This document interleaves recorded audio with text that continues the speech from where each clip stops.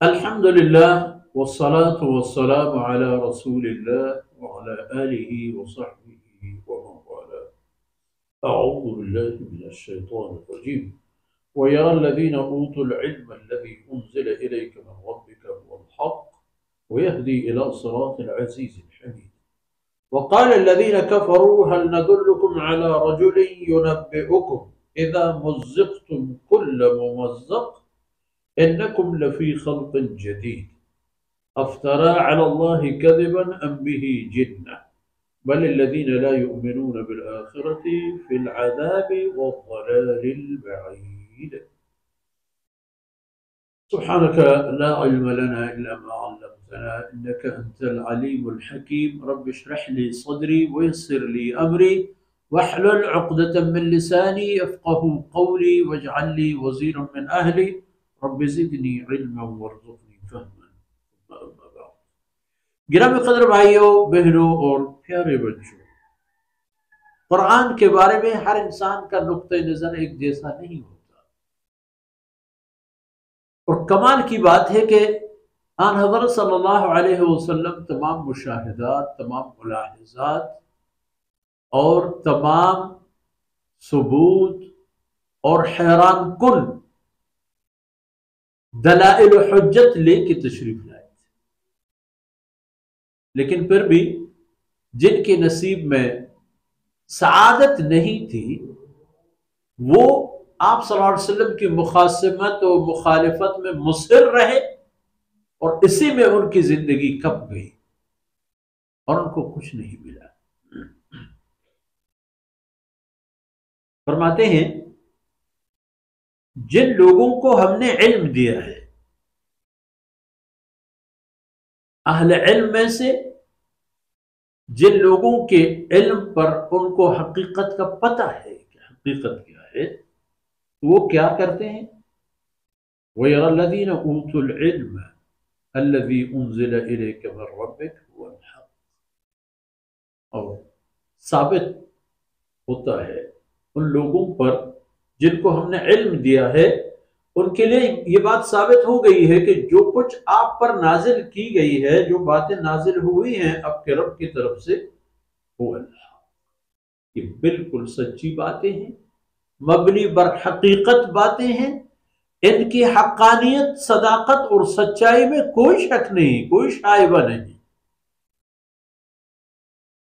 اگر اللہ کے کلام میں آپ کو یہ بتا دیا جاتا ہے کہ الہ واحد، اللہ کی وحدانیت اور اکیلا پن کی دلیل اور ثبوت کے ساتھ، تو ذرا توجہ کی جائے وہ تو ہر ایک محسوس کر لیتا ہے، دیکھ لیتا ہے۔ ایک نظم صرف ایک ہاتھ میں ہی چلتا ہے، اگر ہاتھ ایک نہ ہو، بھلا جتنی بھی ان میں اتفاق و یکجہتی ہو، پھر بھی صدیوں میں، قرنوں میں، نسلوں میں کہیں نہ کہیں، کبھی نہ کبھی، کچھ نہ کچھ ایسی کوئی نشانی سامنے آئے گی کہ جس سے یہ اندازہ ہونے لگ جائے کہ ایک ہاتھ اس نظم و نظام کو نہیں چلا رہا۔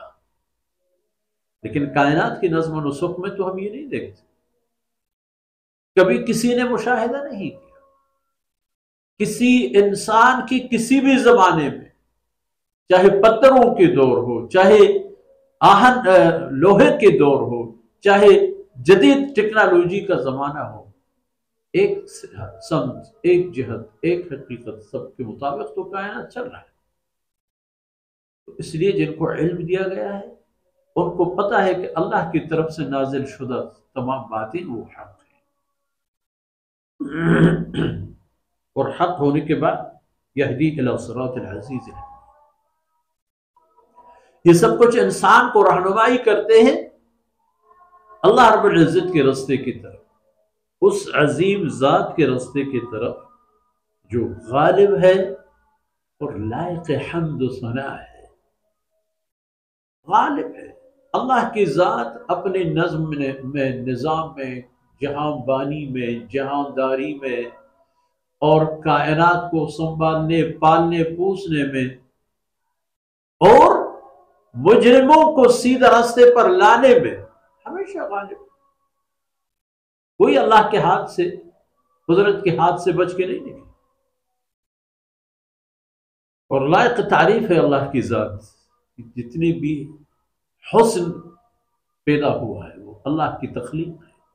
چاہے وہ حسن کائنات اور ستاروں اور جگمگاتے روشنیوں میں ہو، یا وہ اشجار و انہار اور پھولوں میں ہو، یا وہ انسانوں اور دیگر حیوانات میں ہوں، ان تمام کا خالق اللہ کی ذات، اس لیے تعریف اسی کو لائق ہے. مگر دوسری طرف وقال الذین کفروا، کفار نے کیا کہا، هل ندلکم علی رجل، کیا ایک ایسے آدمی کے بارے میں تمہیں بتائیں، رہنمائی کرے، کہ اس کا خیال ہے کہ وہ تمہیں بتا رہا ہے، باخبر کر رہا ہے کہ اذا مزقتم کل ممزق، جب تم مکمل ریزہ ریزہ ہو کر مٹی اور بوسیدہ ہڈیوں کا مجموعہ بن جاؤ گے، انکم لفی خلق جدید، تمہیں دوبارہ پیدا کیا جائے گا. ایک آدمی یہی کہہ رہا ہے، اس کے بارے میں تمہیں بتا دیں. کفار نے یہی کہا ایک دوسرے سے. وہ آدمی کون تھا؟ جناب رسول اللہ صلی اللہ علیہ وسلم. پھر خود کہا کہ افطرا علی اللہ کذبا، یا تو انہوں نے نعوذ باللہ اللہ کی نسبت کوئی جھوٹ بات گڑی ہے، ام بہ جنہ، یا یہ کوئی نعوذ باللہ پاگل پن کا اس پر کوئی دور ہے. فرماتے ایسی کوئی بات نہیں. بل الذین لا یؤمنون بالآخرہ، جو لوگ آخرت پر ایمان نہیں لاتے، فی العذاب والضلال البعید، وہ عذاب میں رہا کریں گے ہمیشہ گرفتار ہو کر، اور بہت دور گم ہو چکے ہیں. وہ ایک ایسی گمراہی میں پڑے ہوئے ہیں کہ جو ان کو رستے پر لانے سے بہت دور ہے، اس لیے ان کا رستے پر آنا ناممکن ہے. وہ اپنی اسی گمراہی کی قیمت چکائیں گے جہنم تک پہنچنے کی صورت میں، اور اللہ کی ہر رحمت سے محروم ہونے کی صورت میں. تو وہ ایک دو طبقات ہو گئے. ایک نے ان باتوں کو یقین کیا، اور کسی نے جھٹلا کر کہا کہ دیکھو یہ کیا کہہ رہا ہے، یا تو نعوذ باللہ اللہ کے بارے میں جھوٹ بولتا ہے، یا تو پھر یہ نعوذ باللہ کسی پاگل پن کا شکار ہے. آج کی باتیں اتنا ہی، انشاءاللہ اگلی آیتوں میں مزید عرض کریں گے. اللہ رب العزت کو توحیدوں سے درگزر فرمائے. وصلی اللہ علی نبینا محمد وعلی آلہ